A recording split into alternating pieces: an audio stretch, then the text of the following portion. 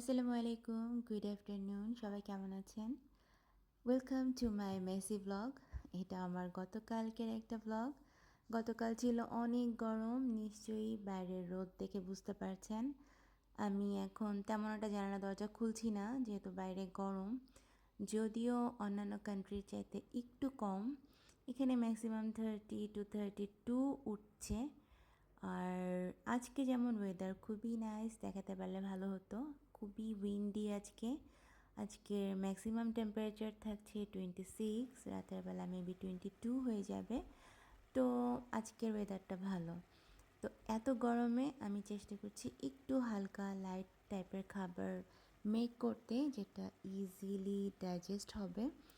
তারপর সবাই যেহেতু বাসায়, এখন সামার টাইম, সবার স্কুল অফ, তো এক এক দিন এক একটা ভালো খাবার ওরা খেতে চায়।